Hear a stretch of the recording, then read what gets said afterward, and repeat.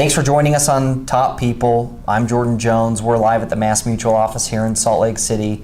Have a extremely exciting and interesting guest, Joseph Carbone, EY 2016 Entrepreneur of the Year, plus a lot of other things, and reached out to Joe and he said, yeah, I'd love to come on, and here we are to talk about what you're doing with eye care for kids. And you're from New York. Somehow you've landed in Salt Lake City. Yeah. So, you were a young kid and you were, I don't know if you were getting into fights and things like that, or getting into trouble as a young kid, and you got a pair of glasses and that changed everything for you. So what was that? Explain that experience. I think that's really unique as far as how a pair of glasses would cause that kind of a change in you as a child, and we'll just kind of go from there. We don't have a script or anything. Sure. It's just let's talk about you and what you're doing. Well, thank you, Jordan. Appreciate the opportunity to spread the good word, if you will. Joseph Carbone. I'm born in New York City. I was born in New York because I wanted to be close to my mother.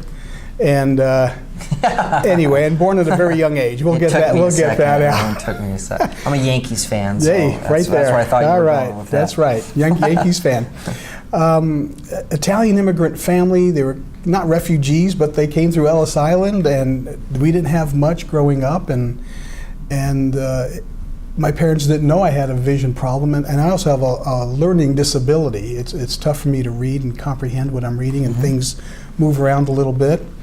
And so I was about 16, 17 years old, and I got my first pair of glasses, and it kind of opened a whole new world for me. And I thought that was the end of the story. Okay. And it just so happens, and you may want to edit all this out, but I'll tell you the whole story. So I was a rock and roll drummer when I was younger, getting in all kinds of trouble. What were the influences? Just I loved music. Yeah, but any bands in particular? Or just nobody you know. We cut a couple of records, but it never went anywhere. Yeah. But I started doing drums professionally around 10 years old, and I was just at places I shouldn't have been and getting in trouble. Okay.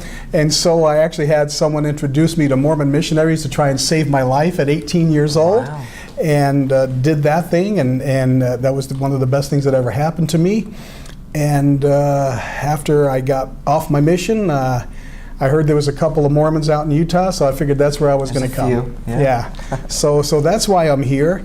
And right before I came out, when I got off my LDS mission, there was a gentleman who was part owner. He was an optician, and he was part owner in probably New York's most prestigious optometrist office, called Frederick's Optometrist Opticians. We had Elizabeth Taylor and all of Broadway and all of everybody, news and film and theater. And that's where he said, come to work with me for the summertime. And I did. I knew I wasn't going to make it through school to become a brain surgeon or anything like that, because I didn't have the wherewithal with me or any support. So I worked there. I loved what I was doing. I worked during the day and went to school at night. And then I knew I was going to move to Utah, so I came out, and with an optometrist partner here, Dr. Michael Thane, we started a practice called the Eye Doctor. And we ran that for several years and fed our families and did okay.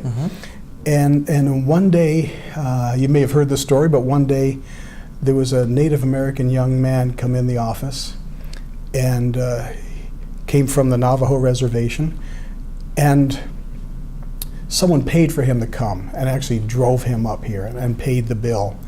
And this is back a long time ago, the days where you come back a week later and get your glasses.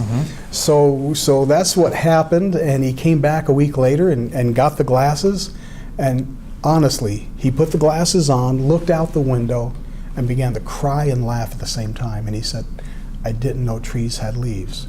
Wow. And that changed me a little bit and stayed with me.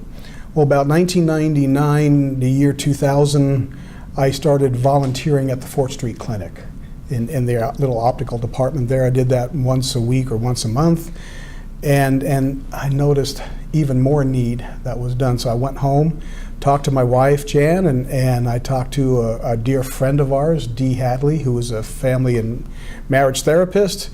And I said, how about we do this? And so we started a nonprofit called I Care for Kids. Here we are 15 years later. We've helped 100,000 kids. We're in 4 states. I mean, this is so much bigger than I ever imagined. I thought we'd help 20 kids, 25 kids a year, and here we are. 100,000 kids. Yeah.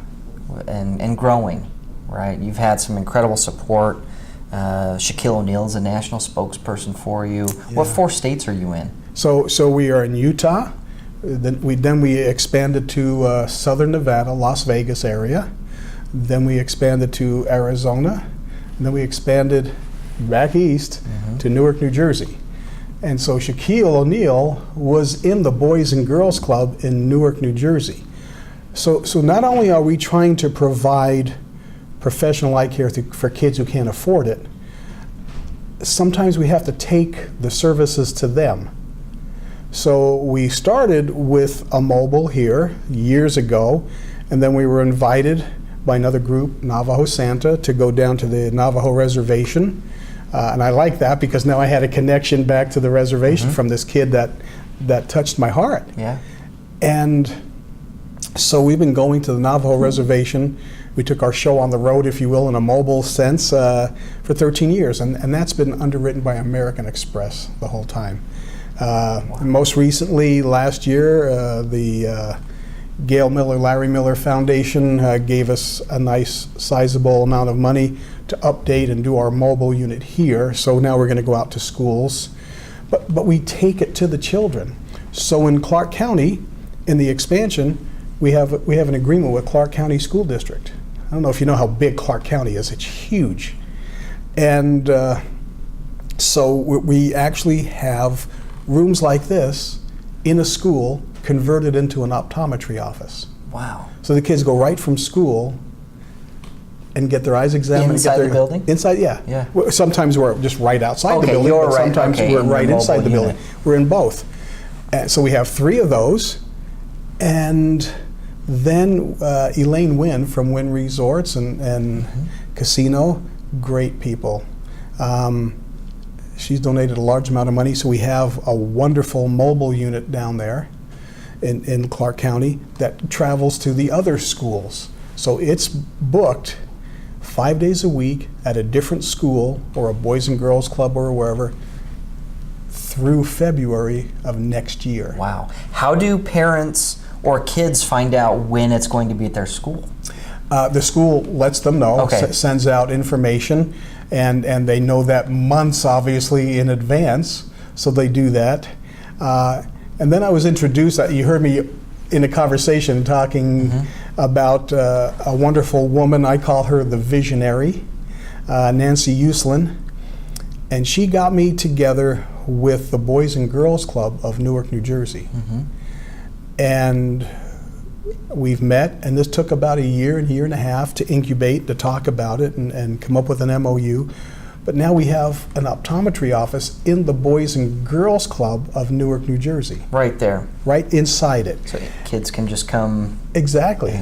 Yeah. Wow. So they come, they either, like during when school's in session, they go there and they're there after school so they can make an appointment and do that. Shaquille O'Neal, you asked about Shaquille. Shaquille O'Neal came from that Boys and Girls Club of Newark. And so my people contacted his people. He was so excited about that, and he was all in. And that was it.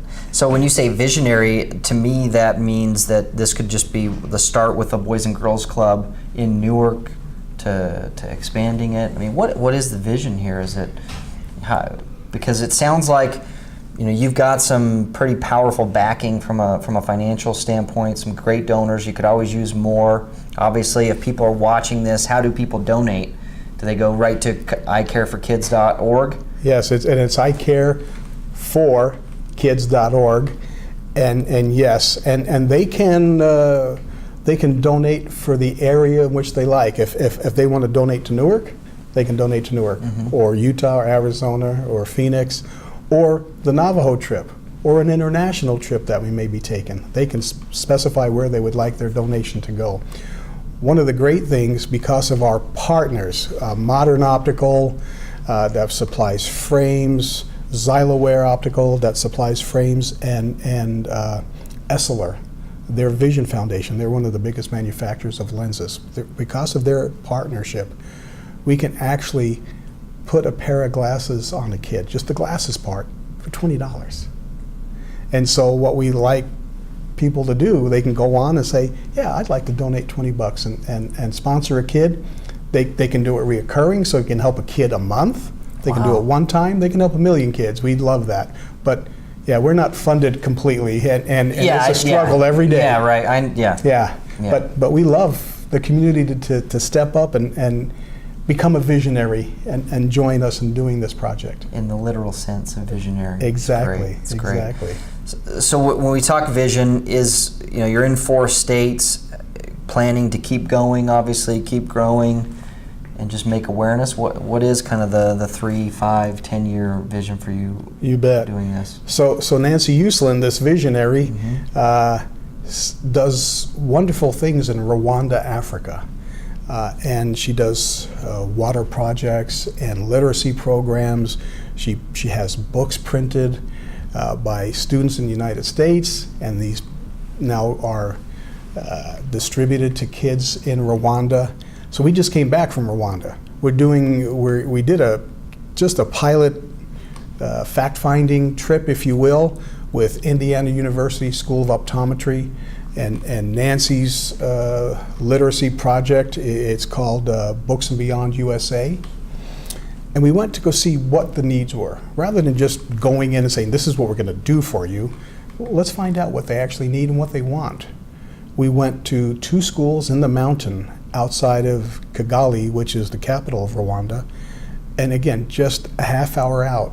The living conditions are way different than we live in here. We're very blessed here to be one in this time and this day in the United States. But they didn't have running water. They had to go fetch water from miles to bring it home. And some of the houses had electricity, and most of them had outhouses. And but we visited 4,000 kids in these 2 schools up in the mountains, and not a one was wearing glasses.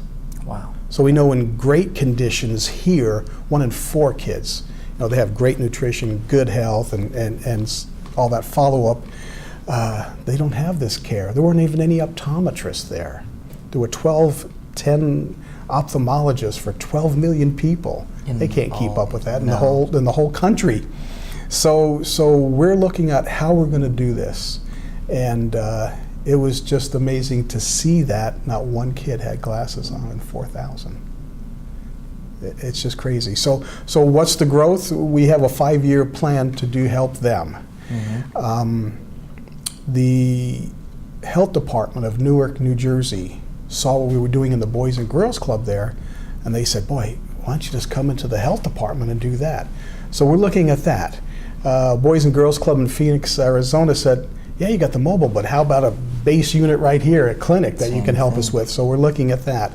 We've had conversations with the Anaheim City School District and San Bernardino School District, and they want us there. We probably need a second mobile in Las Vegas. So we're getting, somebody's knocking on our door almost every day. Wow. To expand, and there's only so much we can do, the capacity. So we need a lot of help to move this forward. And how can people, if watching this, help? I mean, what different, if people want to get involved, if other optometrists are watching this, what are you in need of at this point? What can our platform help you with now? I mean, what's kind of top of your list? Here's what we need. You bet. And so in our Midvale clinic here in Utah, we have 3 exam rooms, and we have 2 part-time doctors working there. So we need to either hire more optometrists or ophthalmologists to come and work in there, because we're about a month booked out, and that's not good. Or if they just like to come in and volunteer a couple hours, we need to know so we can schedule appointments, but we could use that. We could use crowd control, if there's a woman's group that would like to come in and read to the kids while they're waiting for their appointment, that's wonderful too. We can always use more money. 84 cents, I believe, as of 2015, the end of 2015, 84 cents of every dollar that's donated goes to the program. So we don't try to waste any money whatsoever. We try and just get it and do the job. And again, we can do a cool pair of eyeglasses for 20 bucks for a kid. Yeah. So it's nice. So all sorts of different levels for people to get involved and to help. So, man, this is so cool. I've been following your story and some of the things you've shared with, having NBC News out to get some exposure. When was the tipping point for you? If you're familiar with kind of that concept of a tipping point, meaning we've been building this and getting this momentum, and then now all of a sudden, it sounds like your schedule is jam-packed. People are coming at you every day. Hey, we want help. How long did that take? Because it wasn't an overnight process, right? You started in Murray, yes, just locally here, and then just grew it from there. What has it probably can't have always been easy, right? No, there were many months. On the 30th of the month, we didn't know how we were going to pay the bills on the first of the month. That's with any startup business, and we're a charity, so we didn't have the influx of daily sales, if you will, coming in. So we're past that point a little bit, and it was about 5 or 6 years ago was the turning point where we had the first conversations with Clark County School District. And I said, boy, if we're taking this to the Navajo Reservation, we could expand and do this somewhere else. And we've just been blessed. Great. Someone else is watching over us. Yeah, absolutely. Well, thank you for your time. If people want to get in contact with Eye Care for Kids via the web, it's EYE4, the number 4. Eye Care, sorry. EYECARE, Yeah. the number 4. I've learned to do that backwards. Yeah, that's good. EyeCare4Kids.org. Yeah. And through the website, they can get in touch with their local clinic or just reach out to donate and set up those things to where somebody can go on. I could go on $20 a month and set it up on an auto draft kind of a thing, and it does that. Love to see your name there. That would be great. Yeah, absolutely. You bet. Well, thank you, Joseph. I appreciate you coming on. It's great to meet you. Thanks so much. Yeah, thank you. Great opportunity. Yeah, thank you so much.